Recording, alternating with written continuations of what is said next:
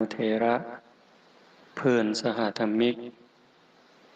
ขอความเจริญงอกงามในศีลในธรรมจงมีแด่ญาติโยมท่านสาธุชนผู้สนใจใฝ่ศีลใฝ่ธรรมผู้แสวงหาคุณงามความดีผู้ใฝ่บุญใฝ่กุศลทั้งหลายที่มาร่วมทำบุญในเช้าของวันนี้โดยทั่วกันทุกท่านทุกคนณโอกาสนี้ในช่วงเวลาต่อจากนี้ไปอาตมาภาพก็ขอถือโอกาสใส่เวลาในส่วนนี้เพื่อจะได้น้อมนำเอาพระสัทธรรมอันเป็นหลักธรรมคำสอนขององค์สมเด็จพระบรมศาสดาสัมมาสัมพุทธเจ้ามาปรารภสู่เพื่อนพุทธบริษัททั้งหลายให้ได้ยินได้ฟังเพื่อเสริมสร้างศรัทธาความเสื่อปัสสาทะความเลื่อมใสพร้อมทั้งวิริยะความภาคเพียรให้เกิดขึ้นมีขึ้นในดวงจิตดวงใจของหมู่เฮาทั้งหลายจนกว่าสิสมควรแก่การเวลาขอเจริญพรญาติโยมผู้ที่ประนมมืออยู่ได้วางมือลงเนาะนั่งในท่าที่มันสำบายกายนำสำบายใจนำห่มผ้าซะเอาออกมาห่มก็ถือเป็นเรื่องธรรมดาขันบ่หนาวเอากะว่าฝนสิบ่ดีฮ้อนกะถามหาหนาวกะถามหาเย็นสิเอาอีกเอาพอดีขจักพอดีมันอยู่บนใดใกล้เข้าใจว่านี่คือธรรมชาติอากาศภายนอกมีฮ้อนมีหนาวบัดภายในใจเฮาเด้ก็มีฮ้อนคือกันมีเย็นคือกันมีสงบมีวุ่นวายของภายนอกควบคุมบ่ได้แต่ว่าภายในนั้นขันผู้ใดได้ฝึกได้ฝนได้อบได้ร่มได้ทำความเข้าใจก็สามารถจะควบคุมความห่อนให้ลดลงความวุ่นวายให้สงบลงด้วยเหตุนี้แล้วพี่น้องญาติโยมชาวบ้านโพ้นท่องบ้านไก่ผู้ใฝ่ในบุญในกุศลผู้หักในคุณงามความดีผู้หวังความเจริญรุ่งเรืองแห่งจิตวิญญาณก็จังได้ตุ่มได้โฮมกันเฮ็ดงานปฏิบัติธรรมขึ้นมาเว้าหลายๆทีว่าเฮาเฮ็ดงานแนวนี้บ่แม่นว่าเฮาสิเฮ็ดงานเอาบุญอย่างเดียวเบื้องต้นเฮาก็คิดว่าเฮ็ดงานเอาบุญนั่นล่ะบุญสื่อว่าความสุขความสงบความดีความงามนำมาซึ่งความสำเร็จในชีวิตสิ่งที่เฮาหวังเฮาอยากได้ในเรื่องราวของความถูกต้องดีงามที่มันสิเป็นไปได้สมหวังคือบุญเป็นผู้ส่งเสริมเป็นผู้ชักใยเป็นผู้กำกับอยู่เบื้องหลังแต่พอโดนไปหลังจากเขาได้ศึกษาได้ยินได้ฟังได้ประพฤติปฏิบัติได้ทำความเข้าใจก็ยกระดับจากงานบุญธรรมดามาเป็นงานศึกษางานเฮียนหูงานฝึกงานฝนงานอบรมบ่มจิตบ่มวิญญาณสูงขึ้นไปกว่านั้นเข้าใจหลายกว่านั้นงานจังสี่คืองานสีขูดเก่าเผาล้นถอดถอนกิเลสตัณหาความโกรธความหลง ความอิจฉาริษยาอาฆาตพยาบาทจองเว้นหน่อยเหนือต่ำใจที่มันเคยข่มเหงดวงจิตดวงใจนี้ให้ ให้มันอ่อนกำลังลงยกจิตที่มีภูมิศีลภูมิธรรมให้สูงกว่าอารมณ์ของโลกหลวงปู่ชาเพิ่นเว้าคำหนึ่งคนหลงโลกคือคนหลงอารมณ์คนหลงอารมณ์ก็คือคนหลงโลกกะแมนอีหลีหลงหักหลงสร้างหลงดีใจหลงใดหลงมีนั่นก็คือคนหลงโลกติดอยู่ในโลกจมอยู่ในโลกจมอยู่ในวัฏสงสารถามว่ามันผิดอยู่อ่ะมันก็บ่ผิดแต่ว่าพระพุทธเจ้าสอนให้เฮาย่านโทษภัยของวัฏสงสารโทษภัยของการเวียนว่ายตายเกิดเพราะว่ามันหาความแน่นอนบ่ได้ต่ำสุดถึงอบายนรกเวจีสูงสุดจนถึงภวกพรหมเวียนวนไปมาหาความแน่นอนหาความปลอดภัยอันใดบ่ได้คันเฮาหลงอารมณ์ของโลกรักโกรธเกลียดกลัวก็อยู่ซ้ำนี่ล่ะเที่ยวขึ้นเที่ยวลงหาความแน่นอนอีหยังให้เจ้าของบ่ได้คันผู้พิจารณาเห็นโทษของอารมณ์เหล่านั้นเฮาก็สิถอนบ่ได้บ่เสียบ่บวกบ่ลบบ่ขึ้นบ่ลงอาตาปีสัมปชานโนสติมาวินยะโลเกอวิชชาโทมนัสสังมีความเพียรมีสติมีสัมปชัญญะถอนความพอใจและความไม่พอใจในโลกออกเสียได้เป้าหมายสูงสุดไปพุ่นนะโยมแต่การเฮาไปบ่ทันได้ตามความเข้าใจบ่ทันถึงก็อาศัยเป็นงานบุญมันก็บ่แม่นบ่ดีเด้มันก็ดีบักอย่างหลาย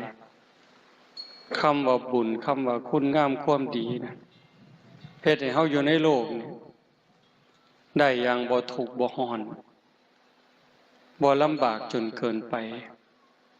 คำโบราณเพิ่นจังว่าคันสิเที่ยวทางเวิงให้หาห่มบังหัวคันสิเที่ยวทางไกลไถถงให้มีพร้อมคันสิไปทางหน้าให้หาทิ้งบังใหญ่ตักน้ำไว้เต็มบังจังค่อยไปทิ้งว่าไว้บังใหญ่คือโตเฮาวัฏฏะสงสารนั้นใหญ่ยาวเข้าเงินกองบุญสร้างกุศลแห่คิดหำทางหน้าพุ่นผัดยังกวงกว่าหลังศีลนั่นเป็นห่มกังคันยูใหญ่บังหัวท่านนั่นเป็นเสบียงใส่ถงให้มีพร้อมแม่นสิไก่ยาวเยินภาวนาตักน้ำใสไก่ปันไดกะบอยานทิ้งบังได้ตื่มเต็มปู่ย่าตายายเพิ่นสอนลูกสอนหลานเอาคำสอนของพระพุทธเจ้ามาเป็นกรอบเป็นขั้นล่องเป็นแสงสว่างหากเขายังหักการเวียนว่ายตายเกิดถึงว่าบ่ได้หักแต่มันสลัดบ่ออกมันไปบ่รอดพอมันถอดถอนกิเลสตัณหาออกบ่ได้ก็ขอให้อาศัยคุณงามความดีคันยังสิต้องเกิดต้องตายก็ขออาศัยบุญกุศลขั้นสิเที่ยวทางเวิงว่างกว้างไกลคือทงกุลากันแต่สมัยก่อนเพิ่นเอิ่นทงกุลาเอิ่นทงปูปาหลานตามาก็ได้ยินผู้เฒ่าเพิ่นเว้าบัดได้มาเห็นจังซี่ก็พิจารณาขันบ่มีกกยูค่าบ่มีกอไผ่บ่มีกกกฐินนรงค์มันก็คือสิเป็นเดินอย่างเดียวกันแต่สมัยก่อนคันเฮาสิเที่ยวทางเวิงว่างทางเดินกวางไกลแบบนั้นบ่มีต้นไม้กลางทะเลทรายแต่ว่าเฮาต้องย่างเพื่อให้มันขวมจากฝากนี้ไปสู่ฝากนั้นมันสิร้อนปานใดมันสิทรมานปานใดอาจสิตายกลางทางก็ได้แต่ว่าการเตรียมตัว การเตรียมเนื้อเตรียมตัวสำหรับการสิเดินทางข้ามทะเลทรายข้ามทินที่เวิ้งว่าบ่มีต้นไม้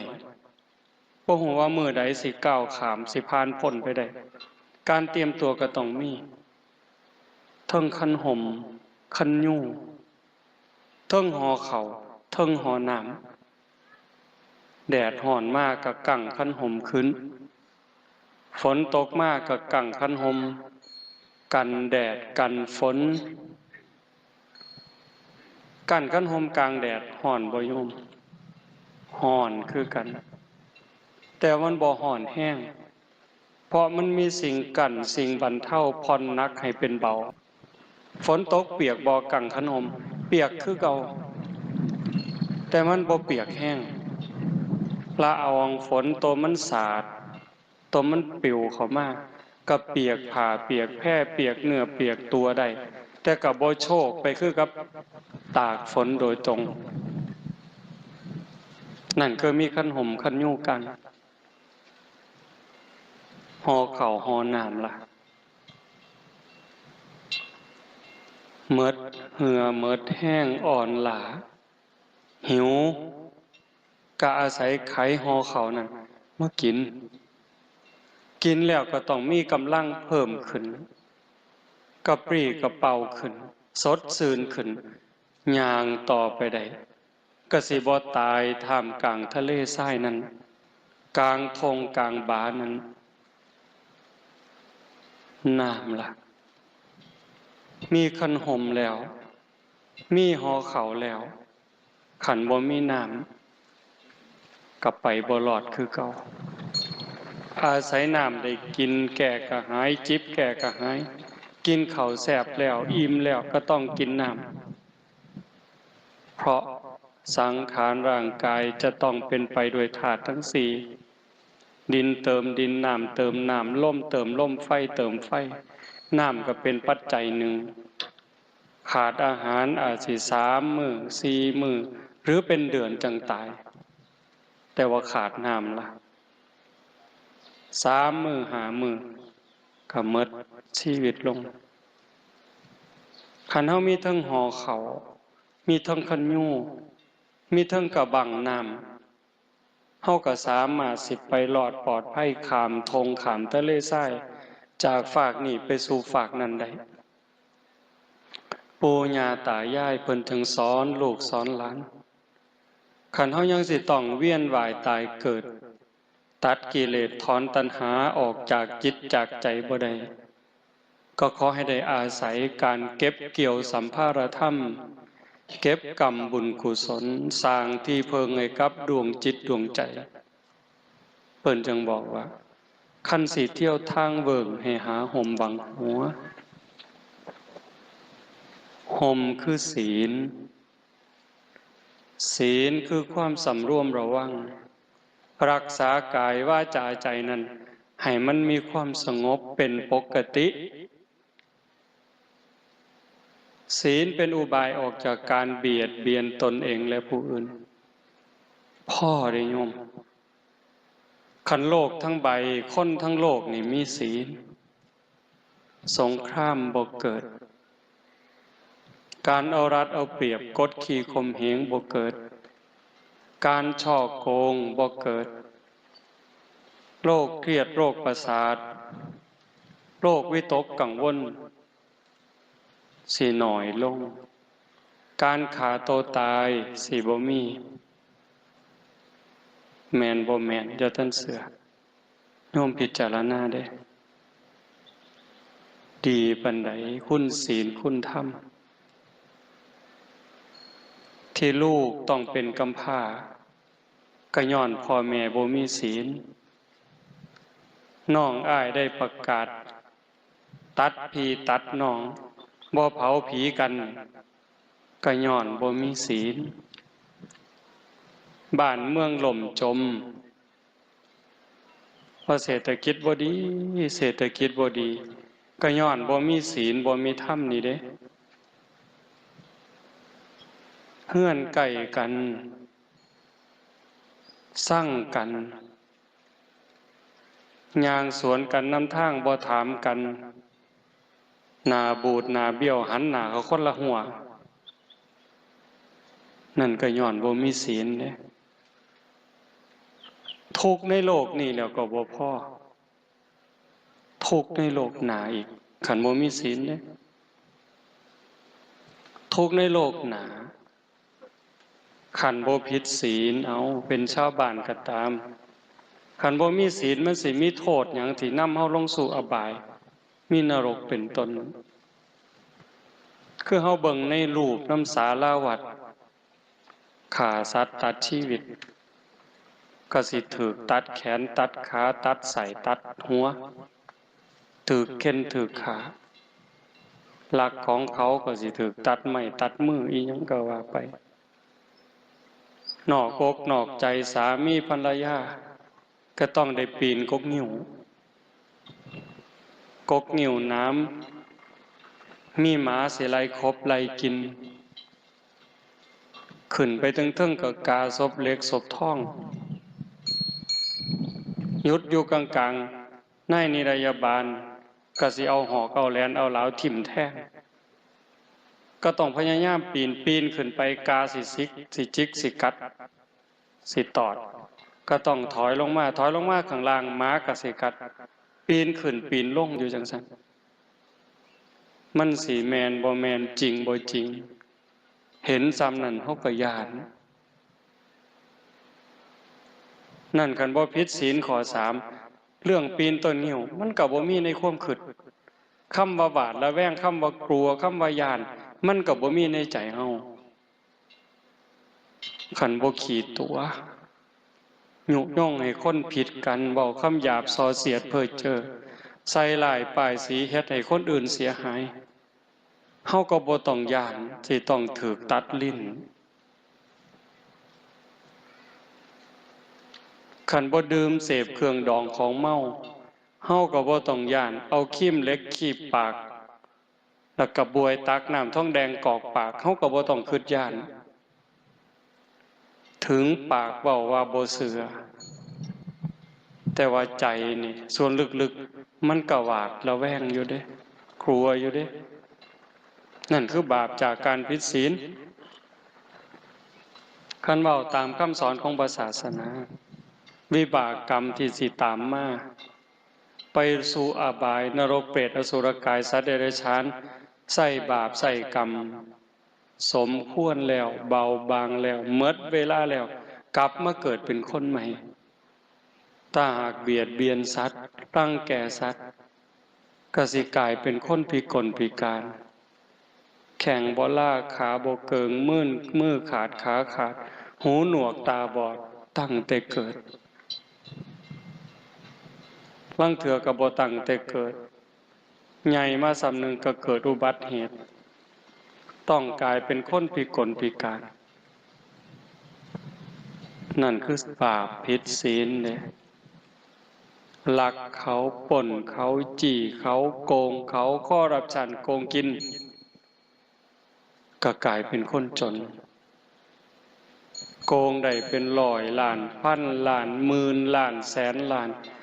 แต่ก็อยู่บ่เป็นสุขอยู่คือกับนอนไฟลูกก็บ่ดีคนรอบข้างก็บ่ดีบัดสุดท้ายขันกรรมมันตามท่านบุญเก่าสร้างไว้บ่หลายแน่ภพชาติปัจจุบันก่อนตายก็ต้องเป็นคนล่มละลายเมิดมือเมิดตีนดีบ่ดีถูกจับยัดใส่คุกใส่ตารางตายค่าคุกเห็นวะคงเล่นซะบ่ผิดศีลผิดธรรมคันผิดศีลข้อ3นอกอกนอกใจสามีภรรยาอาจสิว่ามวลอาจจะว่าเจ้าของคักแต่ว่ามันต้องลบต้องซ่อนบางเถื่อก็อายคนบางเถื่อก็ขายหนาค่ำกระแทกแดกดันจากคนอยู่ไก่อยู่เคียงมันต้องมีอันใดอันหนึ่งทิ่มแท่งความหูสึกอยู่หันหลังหาความสุขที่แท้จริงบ่ได้ดีบ่ดีบัดหมดสภาพลูกเก่าเมียเก่าหอนเมียใหม่ผัวใหม่ อาจสิฆ่ากันตายก็ได้ย้อนหึงย้อนหวงย้อนความบ่พอใจในโลกปัจจุบันเนี่ยชีวิตปัจจุบันอาจสิต้องถือเข็นถือขาสารพัดแต่สิเป็นดอกข้อสี่คือกันเด้ขันผิดศีลผิดธรรมโดยคำปากคำเว้าถูกฟ้องล้มละลาย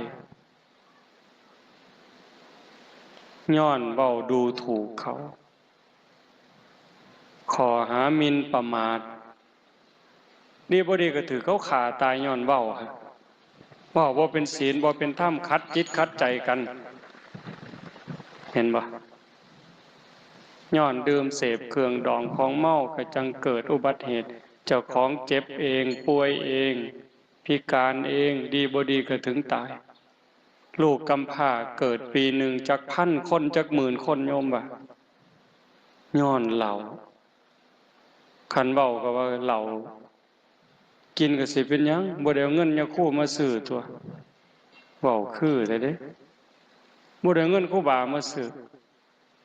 กำนันห้ามบ่ได้เอาก็กำนันมาซื้อเด้เพิ่นว่าเฮาก็แม่นแล้วแต่ว่าเจ้าคิดเบิ่งบ่ยามสงกรานต์ยามปีใหม่โยมว่าตายหลายปานใดส่วนใหญ่ก็เมาแล้วขับปีวังหนึ่งวังปีใหม่เนี่ยเขาว่าจับเลยว่าแต่เมายึดรถไปพร้อมด่าเขาอีกต่างหากเนี่ย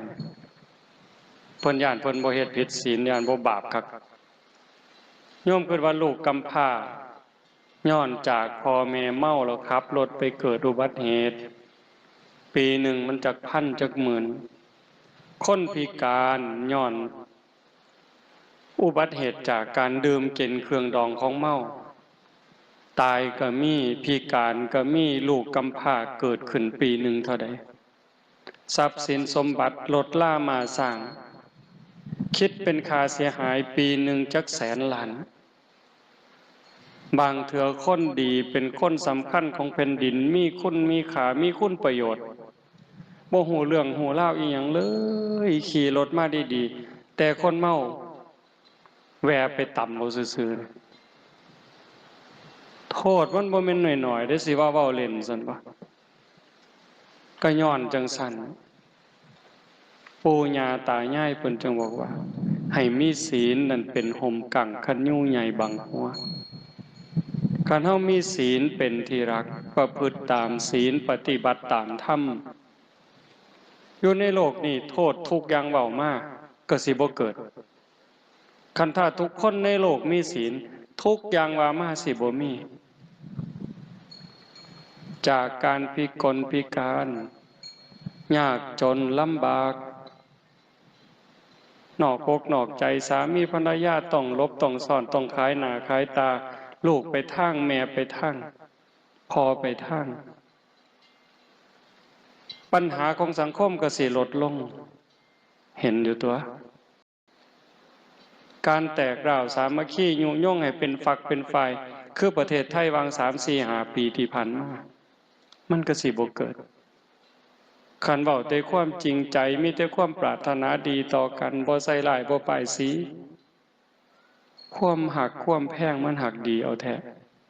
แต่ว่าเนื่องจากบ่มีศีลเห็นแก่ประโยชน์ส่วนตัวแก่หมู่แก่พวกแก่พ้องก็เลยทำลายศีลทำลายธรรมสีเลนะสุขติงยันติความสุขสงบร่มเย็นเลยบ่เกิดสีเลนะโภคสัมปทาทรัพย์สมบัติโภคะเลยบ่มีหมดโลกนี่เถียงที่ละเถียงพระพุทธเจ้าเถียงที่ละเถียงพระธรรมครอบผู้ใดก็ว่าผู้ใดคักผู้ใดก็ว่าผู้ใดแน่บ่งึดบ่งอกันสุดท้ายก็ว่าเดือดร้อนทั้งโลกเห็นบ่เพิ่นจังสอนให้มีศีลมีธรรมเป็นเครื่องป้องกันภัยบุญเป็นเครื่องชำระบาป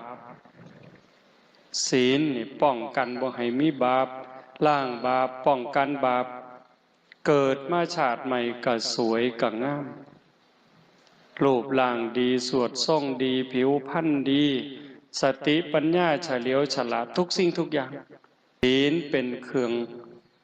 ดลบันดาลเป็นเหตุเป็นปัจจัยให้สิ่งเหล่านั้นมันเกิดมันมีร่างกายดีสวดทรงดีโรคภัยไข้เจ็บหน่อยอายุยืนเห็นบ่ศีลนั่นเป็นห่มกั่งกันยู่ใหญ่บังหัวสิเกิดอีกจักภพจักชาติก็สิเป็นหยังคันเฮามีศีลมีธรรมได้สร้างบุญเอาไว้เกิดมาชาติใดก็งามขึ้นกว่าเก่าดีขึ้นกว่าเก่าสุขภาพแข็งแรงกว่าเก่าเพราะว่ามีห่มกั่งคือเฮายางผ่านแดดผ่านเดินผ่านทะเลทรายมีขันห่มกันแดดอยู่แต่มันก็ผ่อนหนักเป็นเบาเกิดมามันถูกอยู่คนงามก็ถูกคนรวยก็ถูกแม่นบ่ถูกแบบเขาเอิ้นว่าถูกแต่ว่าถูกล่ะก็คือมื้อนี้หนาวนี่ผู้ใดม่วนบัดเอาคนงามก็หนาวคือกันเนาะคนสุขภาพแข็งแรงก็หนาวคือกันอยู่ยากคือกันสิว่าจังได๋บ่แม่นสิหนาวแต่คนขี้ร้ายเด้คือกันหมดเธอสิได้อยู่แต่ได้กินแต่ละมื้อโยมว่าง่ายซั่นบ่โดยเฉพาะโยมไม่ออกหนาวปานใดก็ต้องตื่นมาหนาวปานใดก็ต้องเอามือเช้าเข้ามาใส่หวดได้เจ้าโอ้ยมันหนาวบ่เอามือเช้าดอกสิว่าซั่นบ่มันสิบ่ล้างหน้าพุ่นบ่หนาวก็ต้องเอามือจุ่มน้ำล้างหน้าคือเก่าต้องล้างหน้าแปรงฟันเข้าห้องน้ำห้องท่าเฮ็ดอยู่เฮ็ดกินเลี้ยงลูกเลี้ยงผัว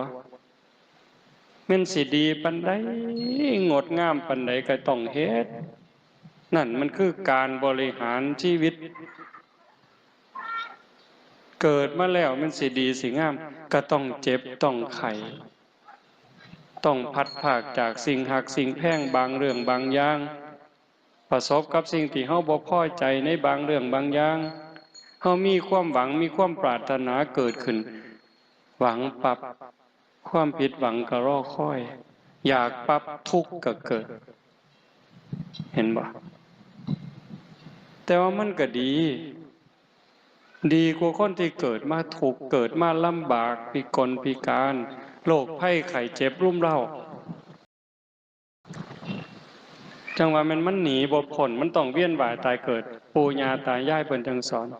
ศีลนั่นเป็นห่มกั่งคันยู่ใหญ่บังหัวท่านนั่นเป็นเสบียงใส่ถุงให้มีพร้อมเสบียงคือภาระสัมภาระห่อข้าวห่อน้ำสำหรับการเดินทางมันสิย่างผ่านแดดผ่านเดินผ่านทะเลทรายอันเบิ่งว่างแต่คันเอามีห่อข้าวอ่อนล้าอ่อนแห้งนั่งลงไขห่อข้าวกินก็มีเหือมีแห้งไปได้คนที่ทำบุญให้ทานหูจักแบ่งหูจักปันให้ปรับก็มีความสุขได้แม่นบ่แม่นโยมก็หูได้ใส่บาตรหน้าบ้านหน้าเฮือนได้ใส่ข้าวเป่าข้าวในดอกซื่อๆก็สำบายใจคุณธรรมขอนี่มันเกิดนี่คนบางคนบ่ได้ให้ทานนี่อยู่บ่เป็นเด้บ่ได้ใส่บาตรบ่ได้จังหันคือมันขาดอันใดอันหนึ่งชีวิตเป็นบ่สมบูรณ์ในมื้อนั้นถ้าแม่นได้ให้ได้แบ่งได้ปันสำบายใจเป็นจังสันอีหลีในปัจจุบันมันก็ส่งผลจังซี่แต่คันเว้าถึงการเวียนว่ายผู้ใดให้ทานอานิสงส์ของการให้ทานสิเฮ็ดให้เป็นผู้ร่ำผู้รวยมีโภคทรัพย์มีสมบัติคนพาลไม่ให้ทานเพราะกลัวยากจนนักปราชญ์บัณฑิตเพิ่นเว้า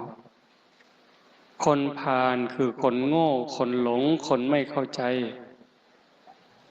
บ่ยอมให้ทานบ่ยอมแบ่งปันย้อนย่านเจ้าของทุกข์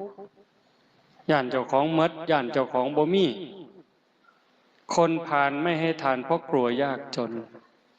แต่บัณฑิตชนกลัวยากจนจึงขนขวายในการให้ทานบัณฑิตคือผู้หูผู้มีปัญญาย่านเจ้าของทุกข์เจ้าของยากบ่มีอยู่บ่มีกินกระจังพากันเฮ็ดบุญให้ท่านคือญาติโยมทั้งหลายเนี่ยเข้ามาทำบุญเนี่ยบ่แม่นย่านพ่อแม่บ่ได้กินได้บ่แม่นย่านพระบ่ได้ฉันจังหันเด้เข้ามาเฮ็ดให้เจ้าของเฮ็ดปั๊บสบายใจปั๊บมีความสุขใจปั๊บยังอ่านไปข้างหน้าชาติหน้าภพหน้าเกิดชาติใหม่สิได้มีอยู่มีกินสิบ่ทุกข์บ่ยากเคยได้ยินอยู่ตัวพระอนุรุทธะไปเล่นล่งขนมกันแบบเล็กหน่อย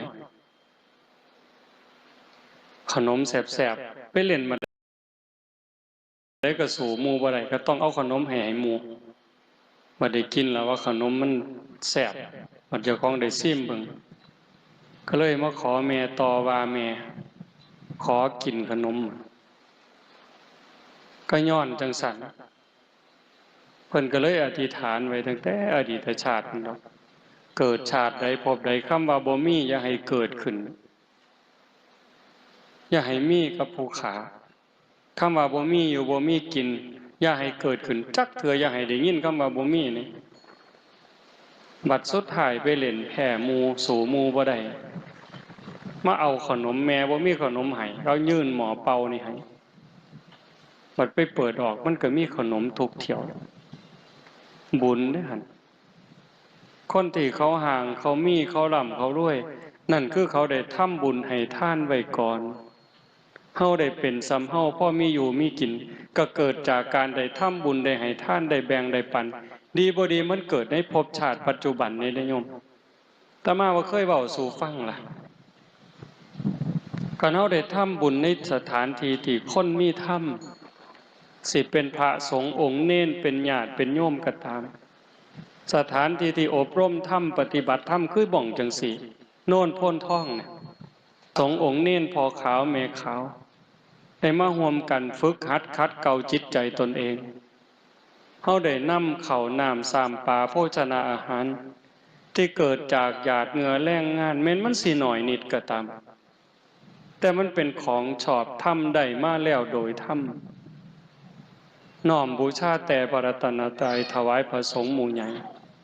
อุบาสกอุบาสิกาผู้มีศีลให้ด้วยความศรัทธาให้ด้วยความเคารพให้ถือการถือเวลาให้ด้วยจิตหวังอนุเคราะห์แล้วก็ให้ด้วยการบ่ได้เบียดเบียนผลมันเกิดความสุขใจความอิ่มใจมันมีเด้โยมเห็นอยู่แล้วได้ให้คนได้แบ่งปันเฮามีความสุขยิ่งให้คนที่เฮาหักให้คนที่เฮาศรัทธามันเกิดความเอิบอิ่มเรื่องทรัพย์สมบัติที่มันสิตอบสนองย้อนมานั่นตมากะเสือพอเฮาได้ให้ปั๊บเคยบอกให้ฟังบางเถื่อไปทำบุญในสถานที่ที่มีครูบาอาจารย์พระสงฆ์องค์เน้นเพิ่นประพฤติปฏิบัติทำบุญ2,000กลับมาหอดวัดมีคนเอาเงินถาถวายเป็นแสน200,000ออกดอกบ่กลุ่มมือสตางค์ละบาทให้สตางค์หนึ่งได้มาบาทหนึ่งป่านนั้นเด้แต่มันก็ยังมีหลายกว่านั้นคันบอกให้ฟังเดี๋ยวโยมสิอยากได้นำเลยบ่เว้า มันเห็นนี่หลีเหรอโยม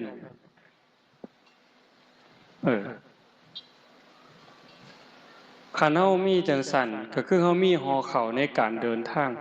เกิดจักภพจักชาติก็บ่ทุกข์บ่ยากอยากได้หยังก็ได้อยากมีหยังก็มีเฮือนอยู่เพราะอาศัยมีรถลามาสร้างการเดินทางก็บ่ลำบากอยากหยังก็ได้กินเหลียวลงหน้าก็มีหน้าเจ้าของเลี้ยวขึ้นโขกก็มีไห้เจ้าของมีสวนเจ้าของ ลูกก็ดีผัวก็ดีเมียก็ดีเกิดจากบุญทั้งหมดขันเฮาได้เจริญภาวนาได้ฟังเทศฟังธรรมได้ทำความเข้าใจจังซี่สิมาเกิดจักภพจักชาติก็ตามก็กลายเป็นคนมีสติมีปัญญามีความเฉลียวฉลาดรอบคอบบ่หลงเหล่บ่หลงเหลี่ยมบ่โดนโกงบ่โดนเอาเปรียบขันคนบ่ฟังเทศฟังธรรมบ่ได้เจริญภาวนาก็โง่ไปนะถูกตัวถูกต้มนักเข้าไปกว่านั้นปัญญาอ่อนนั่งอยู่ใส่น้ำลายเหยโยดอยู่ไปนะคือบ่ว่านั้นดังนั้นการได้ฟังเทศน์ฟังธรรมบ่แม่นเรื่องเล่นอันซุ่มบ่พอปัวนี่เพิ่นว่าของฟรีนี่บ่มัก ฟังเทศน์บ่มักของฟรีฟังเทศน์กับฉีดยาวัคซีนที่แท้การฟังเทศน์นี่เฮ็ดให้เกิดปัญญาถามซุ่มแม่ใหญ่พ่อใหญ่ที่นั่งอยู่นี่โง่วันใดฟังเทศน์ขันเทศทำคำสอนของพระพุทธเจ้าเด้เว้าเรื่องเล่าของชีวิตเรื่องความเป็นจริงเกิดแก่เจ็บตายทั้งที่เรื่องเฮาฮู้เด้เกิดแก่เจ็บตายเนี่ยเกิดเป็นทุกข์จังใดแก่เป็นทุกข์จังใดเจ็บเป็นทุกข์จังใดตายเป็นทุกข์จังใดเกิดทางร่างกายเป็นทุกข์จังสี่เกิดทางสังขารทางความคิดทางความรู้สึกอุปาทานน่ะทุกข์อีกแบบใดคันเฮาเข้าใจจังซั่นแม่นสิเจ็บสิไข้ล้มหมอนนอนเสื่อแต่ว่าใจสบายใจบ่กังวลฮอดเวลาคนที่เฮาหักเฮาแพงสามีก็ตามภรรยาก็ตามลูกหลานพ่อแม่ล่วงลับจากไปแล้วเฮาบ่ถูกฟูมฟ้ายน้ำตาจนกระทั่งขาดสติสัมปชัญญะก็บ่เกิดกับคนได้ฟังธรรมได้ทำใจไว้ก่อนธรรมเนี่ยเป็นเครื่องนำออกจากทุกข์ได้ธรรมะคือความจริงธรรมะคือความถูกต้องธรรมะคือธรรมชาติธรรมะคือหน้าที่ธรรมะสูงสุดเป็นเครื่องนำออกจากทุกข์โยมไม่ออกเฮานี่ผู้ปฏิบัติธรรมอยู่สามีจากไปขันบ่มีธรรมเป็นอย่างไรเข้มแข็งปานใด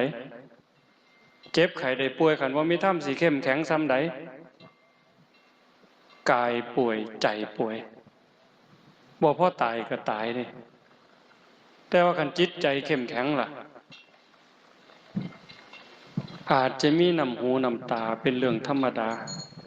พระอริยเจ้าระดับโสดาบันก็ห้องไห้พระอานนท์ก็ห้องไห้นายสุทัศน์ก็ห้องไห้นางวิสาขาก็ห้องไห้จนผมเปียกคือว่าแต่ว่าหูท่านถอนจิตถอนใจท่านบ่ฮักจนเป็นบ้าน้องเคยเห็นบ่คนหักจนเป็นบ้าบ้าสำไรบ้าจนตายผู้สาวนอกใจก็ฆ่าตัวตายเอาผู้บ่าวนอกใจก็ฆ่าตัวตายเอาบ้าสำไรบ้าจนตายเลยสร้างแล้วบัดนี้สร้างก็สร้างจนตายคือกันแค้นจนตายก็อักเลือดตายมันบ่พอดีแต่ขันมีปัญญาปั๊บเป็นเรื่องธรรมดาดอกเกิดขึ้นตั้งอยู่ดับไปมีความเปลี่ยนแปลงเป็นธรรมดาบ่มีอีหยังสิเป็นของเฮาที่ยั่งยืนถาวรเมื่อวานอาตมากลับมาจากสกลมาพักเทศน์อยู่ยโสพระเพิ่นก็มาเว้าเรื่องนั่นเรื่องนี้สู่ฟังเรื่องหมู่กันซึกเว้าไปเว้ามาก็บ่เป็นตาอยู่ห้วยเฮาบ่ได้ส่วนหมอนั่นมาเกิดเด้อล่ะเว้ยว่าเกิดมาแล้วก็บ่ได้ส่วนหมอนั่นมาบวชนำกันเด้บวชแล้วก็บ่ได้ห้ามหมอนั่นศึกเด้อล่ะเพราะฉะนั้นก็แล้วแต่สิไปสิยากหยังแห้งเด้อเอาจังซั่นบ่เอาจังซั่นเด้อเว้ยก็เข้าใจดีล่ะคันใส่ธรรมะเข้ามาปลอบประโลมใจก็เห็นว่าทุกสิ่งทุกอย่างบ่มีอีหยังเที่ยงแท้เกิดขึ้นแล้วก็ตั้งอยู่ดับไปทุกข์ก็บ่เที่ยง สุขกับบ่เที่ยงได้กับบ่เที่ยงเสียกับบ่เที่ยงสมหวังกับบ่เที่ยงเสียใจกับบ่เที่ยงคันมันเที่ยงแท้แน่นอนเนี่ยเว้ยผัวตายเมียตายพ่อตายแม่ตายห้องไห้มันสิบ่5 ปีก็ยังห้องไห้อยู่คือเก่านี่มันเฮ็ดจังได๋เนาะก็เห็นสภาพความเป็นจริงจังซี่ว่าหมู่บ้านเนี่ยแต่มาคิดจากหัวจักมันคิดจังได๋ดอกหมู่กันมากล่าวแล้วก็ยับมาไกลๆเบิ่งห้อยบ่ยับไปนะเพิ่นว่าสิเป็นหยังเด้อนี่ห้อยยับมาเบิ่งบ่ยับดอกเพิ่นเป็นหยังอาตมาก็เทิงเว้าเทิงหัวก็บ่เคยคิดแบบนั้นบ่เคยเว้าแนวนี้นะเอายับมาเบิ่งไกลๆเพิ่นก็บ่ยับมาดอกโดนเติบนั่งเศร้ามีแห้งอาตมาก็เลยย่างอ้อมไปทางหลังเลี้ยวเบิ่งหัวโอ้โหหัวงอกเลยว่ะเฒ่าย่อมคิดหลายอยู่เด้ไปอยู่พม่าบ่ได้โกนผมเลยเห็นผมงอกเจ้าของก็เลยสิเบิ่งหมู่ผู้ใดไปนํกันหลายแน่แล้ว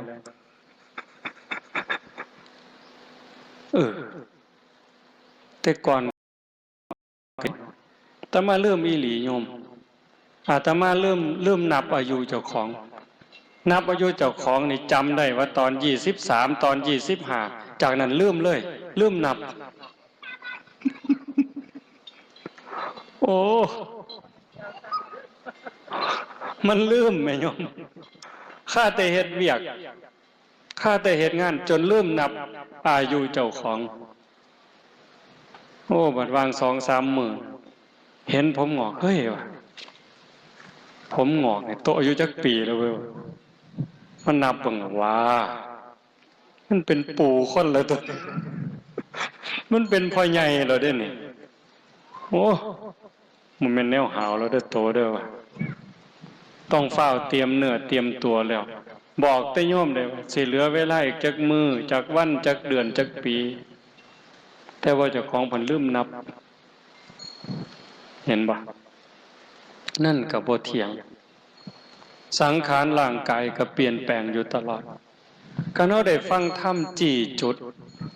ให้เฮาได้เบิ่งความเป็นจริงของสังขารของชีวิตของร่างกายของโลกของธรรมอยู่บ่อยๆการปลงจิตปลงใจ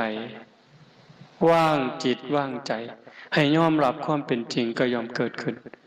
เฒ่าก็มีคุณค่าเฒ่าก็มีความสุขร่างกายอ่อนล้าร่างกายเฒ่าแก่แต่จิตใจหนุ่มกระชุ่มกระชวยย้อนศีลย้อนธรรมแม้กระทั่งล่มหมอนนอนเสื่ออยู่ในโรงพยาบาลป่วยแต่กายหากจิตใจมีธรรมยิ้มแย้มแจ่มใสรักษาโรคภัยไข้เจ็บหายได้แต่มายกตัวอย่างหลายคนล่ะโยมเคยได้ยินนะหลวงพ่อปัญญานันทมุนีเจ้าอาวาสวัดชลประทานเป็นมะเร็งลำไส้หมอเขาขีดเส้นตายบ่เกินมิถุนายน2553มื้อนี้หลวงพ่อแข็งแรงหมอซุ่มมาหลวงพ่อสิตายหลายคนมื้อนี้แข็งแรงทำการทำงานได้ปกติไปงานนิมนต์ได้ตลอดนั่นคือเพิ่นรักษาใจนักซ้ำใดโยมว่าบอกภาษาเฮานี่เอาถงขี้ถงเหงียวออกมาไว้นอกท้อง3 ปีใส่เนี่ยออกมาไว้ทั้งนอกใส่ถงไว้ทั้งนอกเนี่ยวางปี56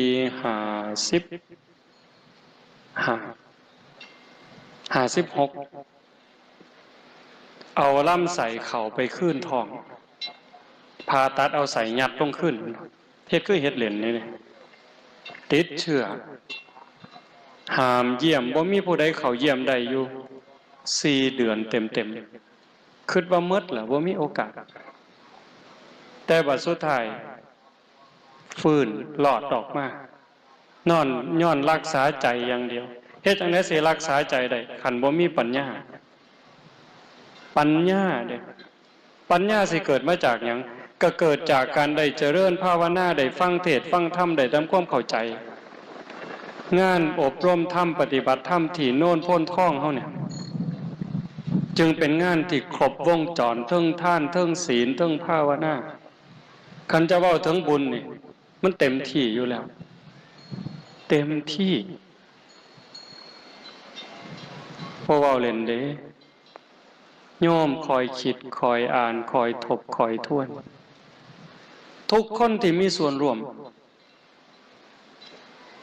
ได้บุญบ่น้อยลองเบิ่งว่าในขณะที่โลกมันห่อนมันห้นคนเอารัดเอาเปรียบบ่มีระเบียบวินัยบ่เคารพกฎหมายบ้านเมืองบ่เคารพกติกาสังคมบ่เคารพศีลบ่เคารพธรรมลูกบ่เสือฟังพ่อแม่ลูกศิษย์บ่เสือฟังครูบาอาจารย์บ้านเมืองบ่ฟังผู้นำคนดีคนมีศีลมีธรรมนี่กลายเป็นตัวตลกเป็นบ่แถวนี่คนดีมีศีลมีธรรมกลายเป็นตัวตลกกลายเป็นคนบ่มีค่ากลายเป็นคนโง่หั่นนี่แต่ว่าคนเกเรคนพาลเป็นบุคคลดีได้หน้าได้ตาได้ถูกยกย่องได้รับเสียงสรรเสริญมียศมีบริวารขอให้รวยขอให้ซื้อเหล้าสู่กินนั่นล่ะคนดีแต่ว่าคันเป็นแบบนั้นทั้งหมดบ่อนใดล่ะสิอยู่ใดแผ่นดินห่อนคือไฟคนดีต่างหากคนมีศีลมีธรรมคือพ่อใหญ่แม่ใหญ่ญาติโยมเฮาทั้งหลายคันคือเฮาอยู่กันจังซี่มันสิเดือดร้อนบ่ข่มเหงกันบ่เอารัดเอาเปรียบกันบ่ซุมหมู่นี่ย่านบาปนี่แม้แต่คิดบ่ดีบ่งามโอ้ยมันสิบาปเพิ่นย่านฮอดความคิดเจ้าของเด้ย่านมันเป็นบาปเพิ่นคิดบ่ถูกบ่ดีคำเว้าคำจาเว้าบ่ถูกแน่พลาดแน่โอ้ยย่านบาปคันเว้าถึงครูบาอาจารย์ก็ต้องขอขมาลาโทษการกระทำทางกายกับพ่อกับแม่กับพี่กับน้องคันมันบ่ถูกต้องก็ย่านบาปต้องไปกราบขอขมาได้เล่าสู่เพิ่นฟังได้สารภาพผิดคันจิตใจคนทั้งหลายเป็นแบบนี้แล้วโยมว่าหมดโลกเนี่ยบ่ว่าสินับถือพุทธคริสต์อิสลามพราหมณ์ซิกคันจิตใจคนในโลกเป็นแบบนี้สงครามมีบ่ได้ปัญหาระหว่างประเทศมีบ่ได้นั่นคืออานุภาพของศีลของธรรมธรรมะคำสั่งสอนพระพุทธเจ้าหากเป็นจังซี่ปู่ย่าตายายเพิ่นจังว่าโตภาวนาคือบังน้ำบังทิ้งหอดห่มจิกยังสิได้สวยหลังหอดห่มหั่งยังสิได้สวยหน้าหอดห่มว่ายังสิได้อาบกินได้จิบแก่กระหายขันคนมีปัญญาแม่นสิเกิดมามันสิทุกข์สิยากลำบากลำบนปานใดก็เอาตัวรอดแก้ปัญหาเฉพาะหน้าไปได้ปลดเปลื้องภาระของชีวิตไปได้งานศีลงานธรรมอาตมาจึงบอกว่า1ละเป็นงานบุญ2เป็นงานศึกษาหลักธรรมคำสอนของพระพุทธองค์ได้ทำความเข้าใจได้ฝึกหัดพัฒนาสูงสุดเป็นการยกระดับดวงจิตวิญญาณให้พ้นไปจากกองทุกข์กองกิเลสมันบ่แม่นเป็นไปบ่ได้เด้อโยมมื้อนี้วันที่6 กุมภาพันธ์ 2559บ่แม่นว่าการประพฤติปฏิบัติสิบ่มีผลธรรมะเป็นอากาลิโกปฏิบัติได้ให้ผลได้ไม่จำกัดการเอหิปัสสิโกเป็นสิ่งที่เรียกให้มาดูท้าพิสูจน์สันทิฏฐิโกผู้ศึกษาและปฏิบัติจะพึงเห็นได้ด้วยตนเองแม่ขาวพอขาวผู้บาอาจารย์ผู้ใดมานั่งเจริญสมาธิภาวนาได้เดินจงกรมได้หู้จักรสชาติอยู่ขณะมีสติในอารมณ์ปัจจุบันยกขึ้นย่างไปเหยียบลงมีสติอยู่ที่เท้าซ้ายขวาซ้ายขวาหรือนั่งเบิ่งลมหายใจเข้าออกมีสติ สัมปชัญญะเห็นลมหายใจเข้าลมหายใจออกชัดเจนเนี่ยจิตเฮาสลัดอารมณ์ตัดอดีตตัดอนาคตบ่หักบ่สั่งจิตเป็นอิสระอยู่กับเนื้อกับตัว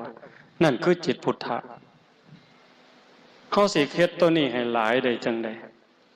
ตื่มได้จังได๋คันจิตที่สลัดหักสั่ง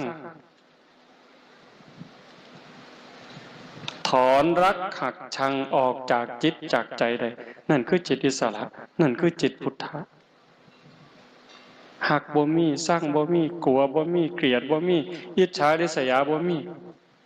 ยะถาวิมุตตังจิตตังปัจจเวคติพึงพิจารณาตามจิตที่หลุดพ้นมันมีอยู่หมดสู่คนเพิ่นเอิ้นว่านิพพานหน่อยนิพพานชิมลองนิพพานชั่วขณะนิพพานตัวอย่างมันมีอยู่ในใจขันบ่เฮ็ดบ่ทำบ่ปฏิบัติจอดบ่ต้องแจวบ่มีทางหูแต่บ่ได้ซิมเข้าใจอยู่ตัวหูแต่บ่ได้ซิมจักหน่อยสิกินข้าวแตงพระเขามื้อนี้เอ้าเบิ่งแกงนี่เป็นตาแซ่บอ้อมนี่เป็นตาแซ่บเป็นตานัวคักเหลียวเบิ่งด้วยตานี่ก็ว่ามันคักแล้วเว้ยแต่บ่ทันมาแตะลิ้นนี่มันบ่ทันได้ซิมจากการได้หำเฮียนได้ศึกษาได้ทำความเข้าใจกับคักเติบแต่ว่าคันได้ซิมล่ะได้ลงมือสู่การประพฤติปฏิบัติโยมมาจากทางบ้านคือกันยืดตัวตรงๆให้นั่งร้องมึงยืดตัวตรงๆหลับตาเบาๆหายใจเข้ายาวๆลึกๆหายใจเข้ารู้หายใจออกรู้มีสติวางไว้ที่จุดลมกระทบผู้บางคนอยู่ในหูดังผู้บางคนอยู่ปลายหมองง่วงดังเนี่ยผู้บางคนอยู่ซ่านดังผู้บางคนอยู่ริมฝีปากแล้วแต่คนเพราะว่าลักษณะของดังของปากบ่คือกันหายใจเข้ามันกระทบมันสิเย็นนิดนึงเอาสติไว้หันแปะไว้หันจอบอยู่หันหายใจเข้าเย็นนิดนึงหายใจออกอุ่นน้อยนึงคันเอาเห็นจังสี่ชัดเจนขันมันเด่นมันชัดสติมันกล้ามันตัดอดีตตัดอนาคตหักบ่มีสร้างบ่มีย่านบ่มีกลัวบ่มีหน่อยใจเสียใจบ่มีเห็นแค่หม่องล้มเข่าล้มออกชัดเจนปุ๊บนั่นจิตได้พักจิตได้พักโยมเฮาพักแต่กายเฮ็ดเวียกเมื่อยกับว่านั่งเศร้ามีแห้งนั่งโดนกับว่านอนเศร้ามีแห้งนั่นคือพักผ่อนทั้งร่างกายแต่ว่าใจเจ้าให้มันพักเถื่อนอนมันมือกายหน้าผากโอ้ยอันนั้นน้ออันนี้น้อผู้นั้นน้อผู้นี้น้อโดนเติบหายใจไงพลิกตึบไปอีกครั้งนึงคึดอีกใจสิขาดอีหลีอีหลอบัดพลิกไปอีกครั้งนึงมดขึ้นยังแจ้งนอนบ่หลับหูนั่งกินข้าวอยู่กับแกงปลาฮ้อนๆแกงไก่ใส่ใบบักขามใส่หัวสีไข่ใส่ขาอ่อนหอมห่วยๆสดแซ่บแต่ลิ้นแต่ว่าใจคิดห่วยอย่าคืนน้ำลายแม่ล่ะมันเป็นตะสดปวดไปเนาะคือใหญ่แกงไก่บ้านอายทวนแล้วบางมีทั้งหน่วยบักขามอ่อนใบบักโกดก็มีสิไข่ก็มีคาก็มีแซ่บคักแล้วเว้ยว่ะแต่ว่าใจคิดมันสิกลืนลงบ่ล่ะนั่นคือจิตมันบ่ได้พักรู้โตนมันบ่บ้ากับใจนี่บ้าได้โยมใจเป็นใหญ่ใจเป็นประธานทุกอย่างอยู่ที่ใจสำเร็จที่ใจบ้ากับใจเป็นบ้าบ่แม่นโตเป็นบ้าเด้อ่านมาบอกพี่บ้าต้องขออภัยเด้อเฮ้ยพี่บ้ามันบ่ได้ด่าคนเด้นั่นบ่ได้ด่าร่างกายเด้แต่ว่าคนบ่ฮู้เรื่องก็ว่าแต่บ่ด่าเอาโตมันนั่นเด้แต่ว่าจริงๆน่ะใจมันเป็นบ้า ใจมันสุขใจมันทุกข์ใจมันห้อนใจมันเย็นใจมันดีใจมันหายคันว่าใจดีแล้วเพิงได้โอ้ยพ่อใหญ่นั่นแล้วปากหายซื่อๆดอกหน้าเราหายซื่อๆแต่ว่าใจเราดี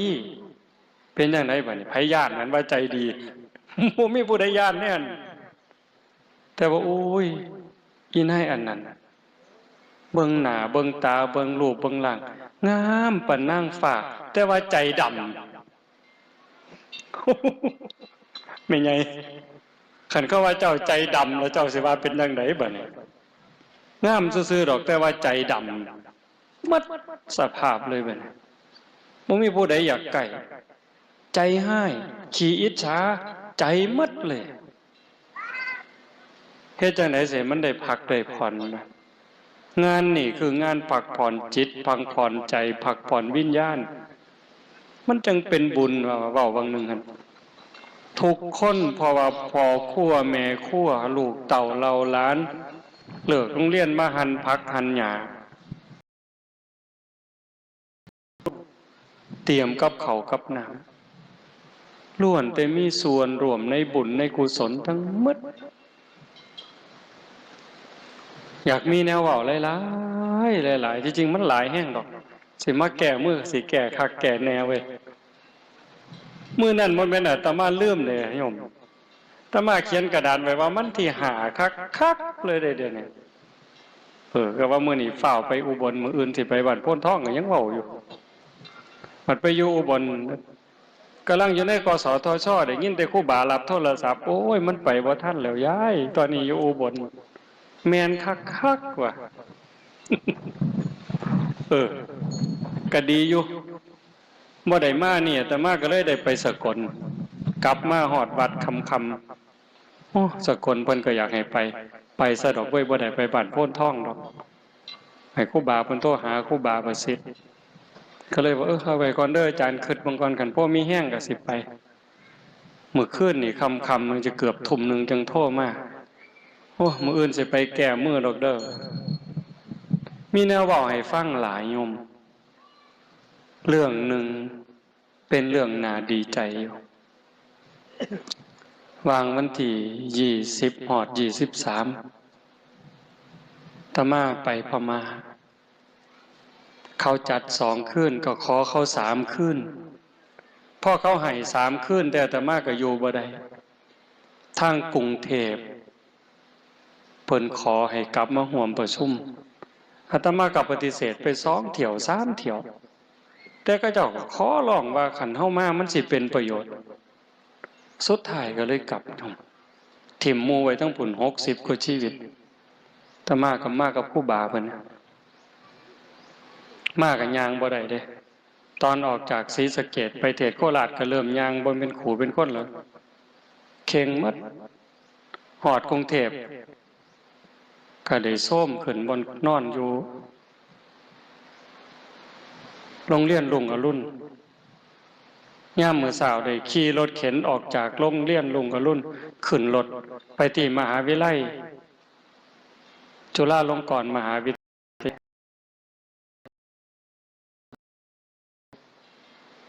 ไปร่วมประชุมนายประเวศวสีมาเป็นประธานและก็บรรยายพิเศษประธานของสสส.ของอาสมศีลของสถาบันและก็โครงการวัดบันดาลใจผู้มีสถาปนิกทั่วประเทศ70-80 บริษัทเจ้าอาวาสวัดที่สนใจในโครงการ140 กว่าวัดน่าดีใจบ่เว้าเพิ่นเว้าคือจังเฮาคักหั่นนะโยมเพิ่นโยมสิได้ยินอยู่อาตมาเว้าให้ฟังปีกายก็เจ้ามาจอบเฮาเป็นปีกว่าๆเปิดเผยโตช่วงเดือนก่อนพฤษภาอาตมาอาจจะจำผิดก่อนพฤษภาตั้งแต่ปี57มั้ยเปิดเผยโตที่หลังเดือนช่วงพฤษภางานขึ้นภูเขาวิสาขะบูชาพุทธฐานล้ำลึกก็เจ้าก็ได้มาร่วมจากนั้นมาสรุปจาก 30,000-40,000 กว่าวัดทั่วประเทศเขาคัดเอา9 วัด วัดเฮาถือขัดลำดับที่7ภาคอีสานมี2วัดวัดถาดพนมกับวัดป่าโนนขุดหลงบัดเขาจะเอิ่นมาประชุมบางหนึ่งก็เจ้าเว้าว่าที่ผลงานที่โดดเด่นเป็นประโยชน์ที่สุดในกลุ่มทั้งเก่าวัดคือวัดโนนขุดหลงก็เลยอยากให้อาจารย์มาเว้าก็เลยได้ตัดสินใจมาบัดพ่อมาฟังเพิ่นเว้าตั้งแต่อยู่ในห้องรับรองอาตมาก็นั่งในรถเข็นฟังเพิ่นเว้าผู้ใหญ่เพิ่นเว้ากันดีใจอยู่ดีใจหลายๆเรื่องผู้ปกครองประเทศผู้นำสูงสุดของประเทศไทยนะบ่บอกว่าผู้ใดแต่เพิ่นเว้าถึงกันว่าผู้นี้ห่วงใยพระศาสนาห่วงใยประเทศชาติห่วงใยผู้คนอีหลีแต่เพิ่นฟัง3-4คนที่มาร่วมเปิดงานในมื้อนั้นมาร่วมประชุมเพิ่นสิว่าแล้วแต่พี่หมอจะเอายังไงพี่หมอบอกด้วยเรื่องเล่าทุกเรื่องหลายๆอย่างนะบัดพ่อแต่เข้าร่วมประชุมเปิดงานประมาณ3 โมงอาตมาได้เว้าเกือบ4 โมงแล้วเป็นหยังเพราะมันเวลายืดยาวมันมีหลายรายการขึ้นไปแต่แรกๆก็ได้แนะนำตัวกันซื่อๆแล้วก็ลงมากับนั่งมันเป็นหอประชุมมันคือโรงหนังน่ะเวทีใหญ่อยู่จังซี่เก้าอี้ก็ค่อยสูงขึ้นไปทางขึ้นทางลงก็มีตลอดแล้วแอมฟังทั้งสองข้างก็มีคนอยู่เต็มหมดพระเด่นๆดังๆในประเทศไทยว่าแม่นมากห่วย50%พุ่นเด้บ่แม่นน้อยเด้พระที่มีผลงานมีชื่อมีเสียงที่เฮายอมรับเพิ่นเนี่ยหลวงพ่อประยุทธ์ก็ส่งลูกศิษย์มาทั้งพระทั้งโยมหลวงพ่อประยุทธ์โตเนี่ยบัดสุดท้ายอาตมาได้ขึ้นกลุ่มสุดท้ายกลุ่มแรกกลุ่มถาวรวัตถุโบราณสถานไหมกลุ่มที่2วัดในชุมชนเมือง3วัดกลุ่มละ3เฮาถูกจัดอยู่ในกลุ่มเผยแพร่พระพุทธศาสนาอย่างมุ่งมั่นมีคำว่ามุ่งมั่นพร้อมขึ้นไปหลวงพ่อปัญญานันทมุนีเจ้าคุณเจ้าอาวาสวัดชนประทานอีกรูปหนึ่งเจ้าอาวาสวัดศรีทวีเจ้าคุณจากนครศรีธรรมราชอาตมาพาเด็กน้อยผู้เดียวมองมันเกิดจุดตื่นเต้นคือแต่ละวัดเขาสิมีภูมิสถาปนิกที่มาออกแบบเป็นอาสาสมัครจ้างเขามาสมมุติว่าใจเขามาวัดมาโน่นพ้นท่อง100,000เขาบ่มามื้อนึงมาซื่อๆนี่ยังว่าเบิ่งว่าสิเอากุฏิตั้งบนใดห้องน้ำไว้บ่อนใดให้เขามาซอยคิด100,000เขาบ่มาซ้ำซื่อๆนี่ล่ะบ่ต้องเสียกระดาษพอแผ่นบ่เสียปากกาพอขีดก็บ่มาแต่เขามาโดยใจมาซื่อๆพวกสมัครเขามาใหม่70กว่าบริษัทจะมาร่วมโครงการ8เจ้าอาวาสที่ว่าไปก่อนเว้าเรื่องส่วนใหญ่การก่อสร้างมีเงินมีทอง10 ล้าน100 ล้านหลวงพ่อวัดปัญญาเพิ่นก็เว้าปัญหาเพิ่นคือหม่องจอดรถบ่พอ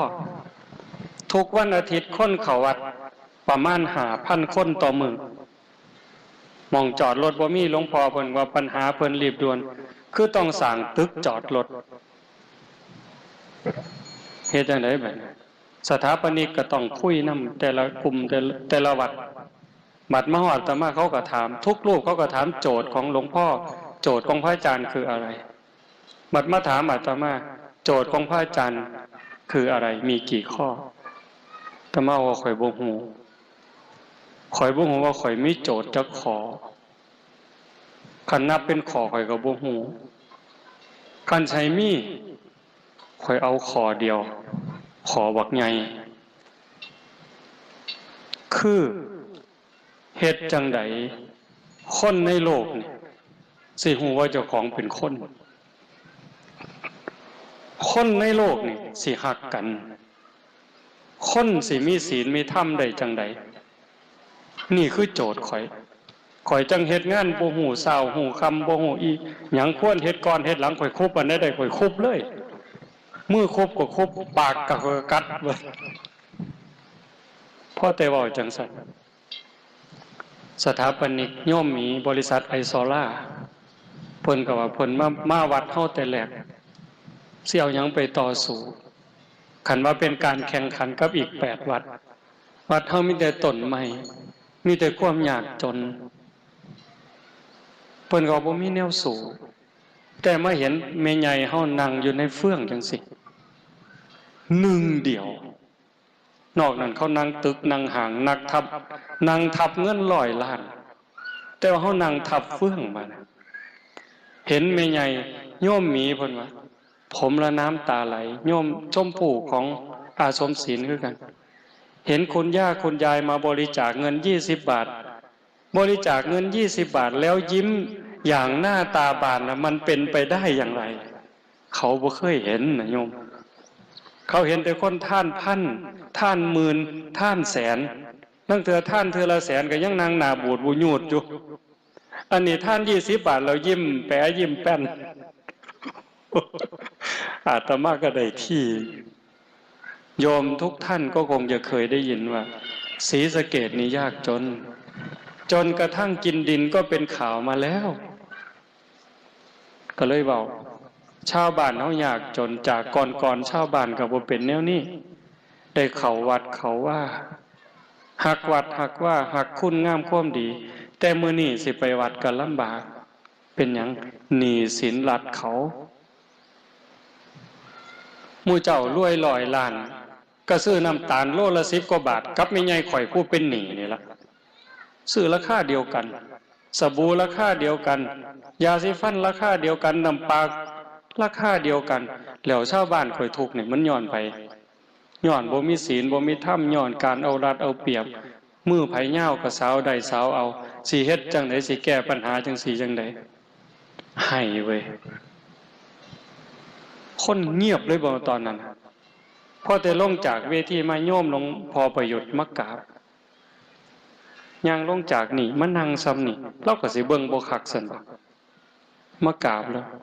พระอาจารย์มาจากวัดป่าโนนกุฎหล่มใช่ไหมใช่โยมมีอะไรโยมร้องไห้เพิ่นว่าไม่ใช่แต่โยมนะทั้งหมดอยู่นั่งบนมันนั่งเป็นสันอยู่ใกล้ๆโยมก็เป็นเอามือปาดหน้าพระก็เป็นแล้วมันเป็นอะไรมันบอกไม่ถูกแล้วจะทำยังไงต่อไปอาตมาก็เลยบอกท่านบอกอย่างในใจอันนี้หลวงพ่อวัดประธานพนมกับนางฟังอยู่ข้างหลังบัดสุดท้ายมือหลังนอนอยู่เมานอนหลังจากประชุมแล้วนอนวัดปัญญาเมื่อขี่รถกลับมาค่ำๆก็เลยโทษถามโยมชมพู่จะสรุปงานวันไหนสรุปวันจันทร์เขาสรุปวันจันทร์พอเขาประชุมวันอาทิตย์เขาก็พักเขาประชุมวันเสาร์พักวันอาทิตย์วันจันทร์เขาสรุปถามตอนค่ำๆเพิ่นว่าผู้ใหญ่เขาพอใจมากมีความหวังมากอาตมาก็เลยเห็นอยู่ข่อยมีแนวสิบอกหมู่เจ้าอีกแนวหนึ่งสิผ้าหมู่เจ้าปวงสิปวงน้ำข่อยบอกเห็นนี่หลีโยมโครงการแบบนี้เกิดจากการย่างอ้อมศรีสะเกษมา2 ปีเห็นการสิฟื้นฟูพระพุทธศาสนาฟื้นฟูให้คนมีศีลมีธรรมสิเฮ็ดแนวใดแนวนี้ก็เป็นวิธีหนึ่งได้อีกแนวหนึ่งแต่มันอยู่กับหมอแนวมันสิได้หลายกว่านี้ย่างแต่ว่าเมื่อยเด้คืออาจารย์จะลั่นยางอันนั้นก็ได้หลายแต่มันเกินก็ได้อีกแนวหนึ่งแต่ว่าน้ำความเกิดอาตมาบ่ไปไกลอย่างอำเภอโพ้นทรายเฮานี่อ้อมอยู่นี่ล่ะจากตำบลนี่ไปตำบลนั้นอาจสิขามอำเภอไปแหน่เป็นหยังสิ่งที่เห็นปีกายเวลาเฮาไปพักบางวัดขอพักเพิ่นบ่อยากให้พักบางเทื่อเห็นหลวงปู่หลวงตาอยู่รูปเดียวหน้าออกพรรษาเนี่ยหลวงปู่หลวงตาอยู่ผู้เดียวนี่เหงาเด้ห่อเหี่ยวใจเด้โยมอย่าเอาเว้าเล่นเด้บางบ้านญาติโยมก็บอกหัวซาพระโอ้ยภาษาพระผู้เดียวนึงว่าหาจะไปก็ได้ดอกจังหันนั่นเพิ่นว่าว้ายคันลองเล่าบ่อยู่วัดแล้วเจ้าเสียจังได๋ล่ะเว้ยก็ลองว่าเรื่องเบิ่งติล่ะ กำลังใจนั่นสำคัญเด้หาว่าพระบ่มีหัวใจซั่นบ่เนาะหลวงปู่เนาะพาก็เอาคนมาเฮ็ดเด้แต่บัดเวลาเฮาไปเยี่ยมบางหม่องลางเทื่อก็บ่ทันเข้าใจแพ่งศาสตร์แพ่งหมอนญาติโยมทายกก็เว้านั่นเว้านี่บัดพอเฮาทำพาทำวัดเว้าธรรมะสู่ฟังก็ค่ายยามมื้อเช้ามาจังหันก็อยากทำบุญตามประเพณีหั่นละผู้ละ5ผู้ละ10ได้1,000 2,000เฮาถวายคืนแบ่งถวายวัดเป็นค่าน้ำค่าไฟเครื่องหนึ่งถวายหลวงปู่หลวงตาไว้ใส่ซื้ออยู่ซื้อยาซื้อน้ำปนะฉันเด้อยิ้มน้ำตาไหลน้ำทรงจังหันนี่อาตมาจังบ่ได้ว่าโครงการธรรมญาตราโครงการเดินธุดงค์บ่แม่นโครงการไปเยี่ยมยามพี่น้องที่บ่เคยหูจักบ่เคยเห็นหน้าบัดเฮาสิหนีน้ำตาขูได้บัดนี้เกิดความหักความแพงความเป็นน้ำหนึ่งใจเดียวโยมวัดภูเขาท่องที่อาจารย์จะลั่นเพิ่นไปพักอยุธยาเพิ่นก็คิดว่าอาตมายังนำตลอดพอครูบาเพิ่นมายังนำอาจารย์จะลั่นก่อนยังอาตมาได้มาให้โอวาทมื้อนั้นเพิ่นก็ว่าสิไปแต่อาตมาบ่ได้ไปเยี่ยมจักมื้อปีนี้พอแต่เลิกจากประชุมมาออกข้างนอกอาตมาก็เว้าเรื่องนี้เพิ่นก็ว่าใช่พระอาจารย์วันที่คณะสงฆ์จะจากไปโยมร้องไห้ยิ่งกว่าแม่ตายอีกเพิ่นเพราะวัดเราวัดภูเขาท่องเพิ่นน่ะตั้งแต่ก่อนน่ะเขตวัดมันไปติดน้ำเจ้าพระยาแต่มันกลายเป็นวัดห่างมาประมาณ100 ปีบัดพอเป็นวัดห่างอิสลามมายึดเอาหน้าวัดติดกับน้ำนั่นกลายเป็นอิสลามไปครึ่งวัดมีเฮือนมีซ่านอยู่บัดคณะสงฆ์ไปพักคนก็เข้ามาดีใจได้มีความสุขโยมมีความรู้สึกเหมือนกับว่าเป็นวัดเดียวกันทั้งประเทศนั่นล่ะคือเป้าหมายนั่นคือเจตนาคันมีโอกาสประชุมอีกอาตมาก็บอกเพิ่นจะเบาเรื่องนี้ให้สนับสนุนเรื่องนี้บ่ต้องไปเรียกร้องหรอกว่าขอศาสนาพุทธเป็นศาสนาประจำชาติอาตมาท้าเลยว่าเกิดมาอีก500ศาสตร์เจ้าก็บ่ได้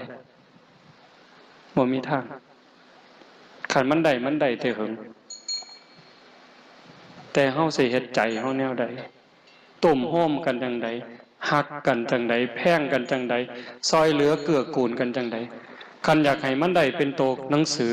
มื้อนั้นเทศอยู่ราศีหักข้อค้นใส่หน้านกกดรถพวกอดีตสสมานั่งอยู่นำก็เว้าเรื่องนี้คนไทยหมดจังหวัดศรีสะเกษคน101หมด101ไปเรียกร้องก็บ่ได้ดอกโยมความคิดอาตมาเด้บ่มีทางใดคันมันสิได้มีทางเดียวสสย่ามมาหาเสียงนั่นจับมือถามเบิ่งข่อยสิเลือกเจ้าหมดหมู่ข่อยสิเลือกเจ้าเจ้ารับปากได้บ่ว่าคันเจ้าได้เป็นแล้วเจ้าสิเว้าในสภาพว่าขอพุทธศาสนาเป็นศาสนาประจำชาติเจ้ารับปากข่อยบ่ซุ่มนั่นเว้ามันจังได้เฮาหมดจังหวัดก็บ่มีกำลังทอผู้เดียวเว้านี่แต่ว่าคันความเป็นจริงเนี่ยคันเฮาเฮ็ดจังสี่เด้อญาติโยมเด้อสรุปแล้วเด้คันเฮาเป็นอยู่จังสี่สอนลูกสอนหลานพาลูกพาหลานมาเฮ็ดมาทำพาเขาเข้าวัดเขาว่ามื้อวันเสาร์วันอาทิตย์วันหยุดให้ลูกหลานลงวัดลงว่าได้จังหันหูจักกราบจักไหว้สอนเขาว่าอันนั้นบาปอันนี้บุญอันนี้ดีอันนี้บ่ดีอันนั้นพระสงฆ์องค์เจ้าอันนี้แม่ป่าพ่อลุงปู่ย่าตายายให้มีความเคารพนับถือมีความอ่อนน้อมถ่อมตนมีความกตัญญูกตเวทีฮักวัดฮักว่านั่นคือการปลูกศีลปลูกธรรมปลูกลูกปลูกหลานเฮามีผู้หลักผู้ใหญ่มีผู้เฒ่าผู้แก่เป็นหลักใช้ไม่เท่าให้บ้านให้เมืองโยมกำนันก็เป็นหลักเป็นแก่นเอาใจใส่เรื่องศีลเรื่องธรรมผู้ใหญ่บ้านก็คือกันเฮาเป็นจังสี่ชุมชนเฮามันดีเป็นประเทศอันเหมาะสมเป็นประเทศอันสมควรญาติโยมพี่น้องเฮาก็ถือว่ามีบุญได้มีกัลยาณมิตรเฮาเองก็มีสัมมาทิฏฐิ มีความเห็นอันถูกต้องดีงามชัดเจนถูกต้องให้รักษาสิ่งนี้ทุ่มเข้าไปเท่เข้าไปหักของเจ้าของนั่นล่ะเฮาสิรักษาศีลรักษาธรรมรักษาวัดว่าศาสนาไว้ได้จะเป็นสมบัติทรงสืบทอดไปหอดลูกหอดหลานก็ขออนุโมทนาสาธุกับญาติโยมกับผู้บาอาจารย์พระสงฆ์องค์เน้นพระเดชพระคุณหลวงพ่อเจ้าคณะอำเภอโพ้นไส้ได้มาเป็นประธานเป็นกำลังจิตกำลังใจให้ลูกให้หลานทั้งฝ่ายสงฆ์ฝ่ายฆราวาสก็กราบขอบพระคุณขออนุโมทนาสาธุอีกเทื่อหนึ่งท้ายที่สุดก็ขออาราธนาอ้างอิงอำนาจแห่งคุณพระศรีรัตนตรัยคุณของพระพุทธเจ้าพระธรรมพระสงฆ์และอำนาจแห่งบุญกุศลคุณงามความดีที่มีทั้งหมดทั้งมวลในสากลและจักรวาลจงล้อมร่วมเป็นตบะเป็นเดชะเป็นพลวปัจจัยเอื้ออำนวยหนุนส่งให้ญาติโยมทุกคนทุกท่านจงเจริญงอกงามในพระสัทธรรมคำสั่งสอนขององค์สมเด็จพระบรมศาสดาจนนำพาตนให้พ้นทุกข์พบสุขทุกที่ภารติการโดยทั่วกันทุกท่านทุกคนเถิดสาธุ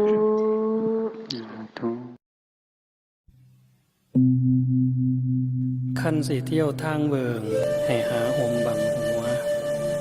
ขั้นสิเที่ยวทางขันคนมีศีลมีธรรม